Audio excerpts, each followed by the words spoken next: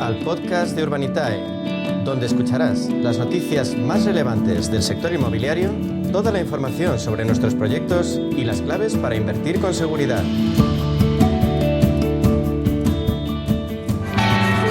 La 1:20 de la tarde y comienza aquí este espacio de inversión inmobiliaria, como cada semana con los grandes especialistas del sector, como son Urbanitae. Saludamos ya a José María Gómez Acebo, director de Relaciones Institucionales de Urbanitae. José María, bienvenido.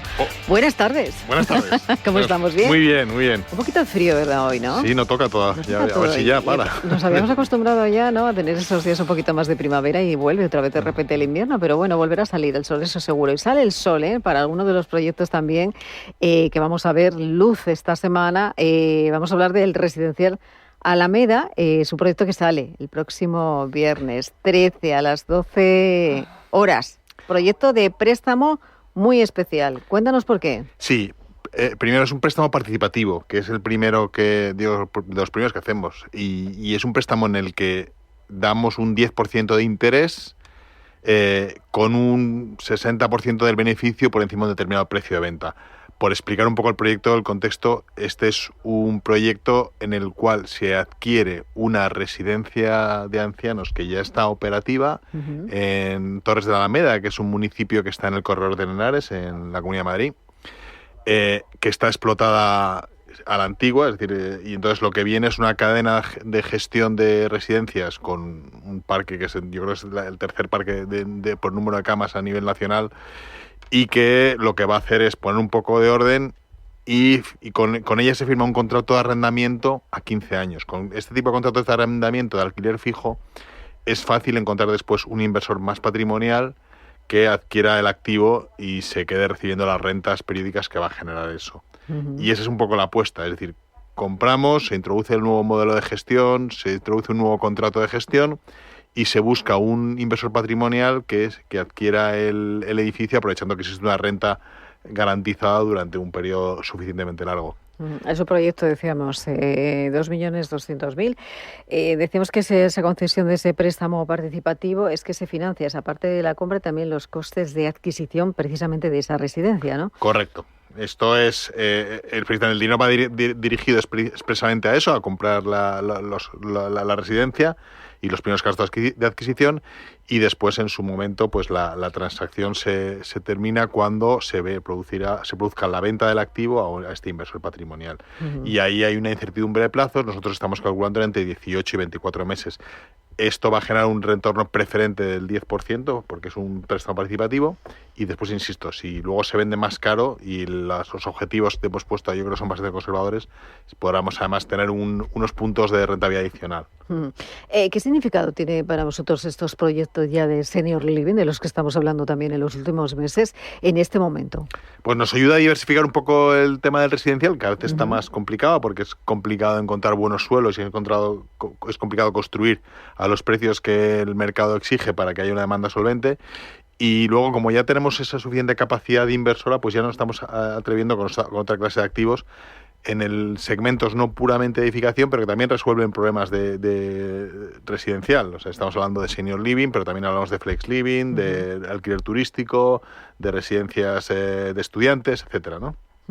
¿Hay algún tipo de limitación a la hora de invertir en este proyecto, o es muy parecido, siendo este proyecto de préstamo, al resto? No hay limitaciones en este caso. Es verdad que ayer hicimos uno que fueron de 950.000 euros y pusimos una limitación máxima de 5.000 euros intentando que entraran el mayor número de inversores posibles. La verdad es que entraron menos de los que les hubiera gustado. Yo mismo me quedé fuera, no conseguí entrar. O sea, que es verdad que cuando tienes productos, es verdad que un producto más de corto plazo, y estábamos hablando de 12, 18 meses, y eso la gente le anima más.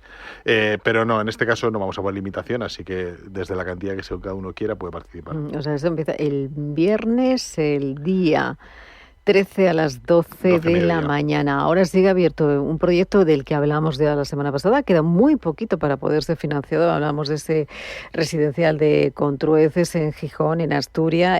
Financiación que le queda ya muy poquito, creo que unos 200.000 euros. Sí, y además tenemos buenas noticias. Nosotros, por curarnos en salud, pusimos un plazo muy largo, casi por encima de los 40 meses, porque teníamos alguna reserva respecto a un trámite de licencia que ya hemos recibido contestación positiva, o sea que vamos a cortar bastante esos plazos que hemos dicho. Pero, en fin, ahí no tenía sentido cambiar lo publicado en la plataforma, pero probablemente estemos mucho más cerca de los 36, 32, 36 meses que de los 40 que están anunciados, en vista de lo rápido que está yendo la parte de la que teníamos alguna duda, porque todo lo que suponga una tramitación urbanística ante una entidad municipal puede estar sujeta a retrasos, y en este caso pues ha ido más rápido de lo que contábamos, así que muy bien. Como es habitual, ¿no? Casi siempre no ocurre este tipo de cosas. Bueno, vamos a hablar también de temas de actualidad porque estamos recibiendo muchas noticias, muchos datos. El último de los que hemos recibido también ha sido esas compraventas de vivienda que parece que caen un 7% en enero. No sé si esto es la tendencia habitual de otros años.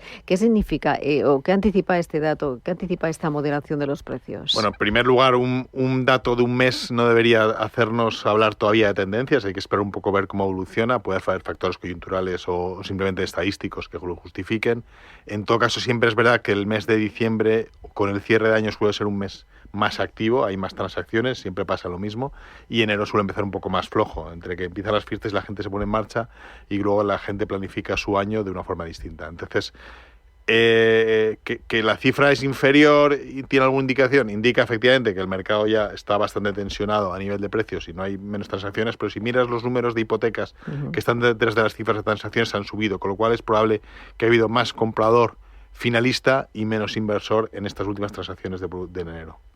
Vamos a hablar también de los datos que nos llegaban de Asprima. Se habla que necesita, en este caso Madrid, la Comunidad de Madrid, 218.000 viviendas más al año. Se están generando en torno a las 18.000.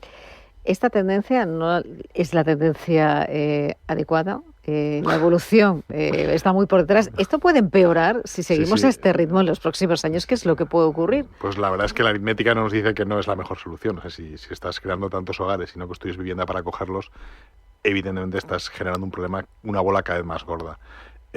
Madrid, según decía recientemente el consejero, está creciendo a un ritmo de 10.000 personas al mes. Esto significa que necesitamos encontrar alojamiento para esas personas. El ritmo de 18.000 viviendas yo creo que se puede aumentar. Hay nuevos desarrollos en marcha. Yo creo que la Comunidad de Madrid sí que está poniendo medidas para facilitar primero el trámite más rápido en desarrollos urbanísticos y también cambios de uso, favorecer incrementos de edificabilidad, todo lo que permita poner más vivienda en el mercado, que es el gran objetivo. Insisto, nunca será suficiente y entonces se podrá seguir achicando que Madrid sube los precios, pero tiene más que ver con que estamos en una fase de crecimiento expansivo de población en Madrid muy fuerte, que se resulta muy complicado aceptarlo. Luego, además, ha habido noticias esta semana bastante negativas. Por ejemplo, hay un plan para construir en unas cocheras aquí en Madrid unas viviendas que por... No estoy muy seguro si ha sido por un problema de tramitación del expediente o una política que no está teniendo suficiente sensibilidad hacia la demanda, hacia la oferta de vivienda. Pero al final es una operación que se ha bloqueado. Entonces hay una zona donde se iba a poner una serie de viviendas que había compradores ya con ellos, que contaban con ellos, que se ha paralizado. Como se paralizó también una operación que había en Pozuelo por un tema medioambiental. Es decir, tenemos que intentar que todas estas interrupciones se reduzcan al mínimo, porque al final hay gente con expectativas, gente que incluso ha adelantado dinero para quedarse con esa vivienda y que se queda muy chafada, y no es la forma de hacerlo. Queremos poner más vivienda al mercado y que estos procesos no nos interrumpan. Oye, José María, han hablado los grandes especialistas de este conflicto internacional que nos acompaña con esa subida de precios, del precio del petróleo, de esa escalada en los últimos días. También se hablaba, he escuchado cómo puede afectar también eso a la inversión inmobiliaria. Puede ser que se invierta más en Europa, pero también puede ser que incluso esos precios que estaban subiendo a doble dígito en el precio de la vivienda no lo estén haciendo. ¿Tú cómo ves es un poco pronto para tomar de conclusiones? Hay una parte que, si tomamos como referencia la reciente guerra de Ucrania, tuvo un impacto evidente sobre los costes. Aluminio, vidrio, todo lo que está vinculado a la producción de materiales intensivos en consumo energético se puede notar. Todo depende un poco cuánto dure. Yo tengo la impresión de que a Estados Unidos no le interesa una guerra larga y por tanto eventualmente cerrará el grifo de la guerra, se retirará y hará que aquello no dure, pero hay que esperar un poco a ver. Es muy pronto todavía para hacer expectativas. Lo que sí que está pasando, y nosotros somos muy activos, como sabes, en vivienda de lujo, es que muchos de los turistas compradores de la zona de Dubái, Emiratos Árabes, que con lo consideran un oasis de paz y tranquilidad de lujo, están redirigiendo sus ojos hacia Marbella, hacia zonas de calidad en España, donde encuentran esa seguridad que ya no la ven tan clara en ese destino de Middle East que está siendo atacado ahora por parte de los iraníes. Pero como bien dices, necesitaremos un poquito más de tiempo para saber cómo evoluciona este conflicto y cómo puede afectar precisamente a nosotros, aquí al sector inmobiliario. Claro, yo no creo que tengamos un conflicto con Ucrania 4 años con seguridad, y yo creo que esto será más bien corto. Quería hablar solamente de un asunto más, porque en los planes europeos de vivienda hablábamos de esa vivienda vacía del 20%, dice que existe en torno al 20% de la vivienda vacía. Aquí en España también se hace el debate de esa vivienda vacía, pero quizá el problema de dichas viviendas no esté precisamente en esos lugares donde más presiona la demanda. ¿Es una solución? Las viviendas vacías. La vivienda vacía, evidentemente hay mucha vivienda vacía en sitios donde nadie quiere vivir. Entonces, las estadísticas computan mucho y te da mucha impresión de que es un tema que se le puedes meter mano, pero cuando aterrizas las ubicaciones te das cuenta o que son viviendas insalubres, que están muy antiguas y que necesitan una reforma integral muy potente, o simplemente están en ubicaciones donde a nadie le interesa vivir. Entonces, es una estadística que no tiene ningún sentido. Por lo menos en lo que es en las grandes capitales, Madrid y Barcelona, no existe vivienda vacía, desubicada, porque haya unos propietarios que estén dispuestos a sacarla del mercado con tal de no alquilarla. No. La realidad es otra. Si te vas fuera de Madrid o te vas fuera de las grandes ciudades, existe más de un 20% probablemente de viviendas vacías, en este caso porque están abandonadas o no se les ha hecho reformas en los últimos años y han muerto precisamente sus propietarios. Y en eso sí que pueden salir las cuentas, pero en el resto, en el resto de ciudades no. Pero la gente tiene que vivir y además tiene que trabajar y tiene que... Eso es, tiene que moverse.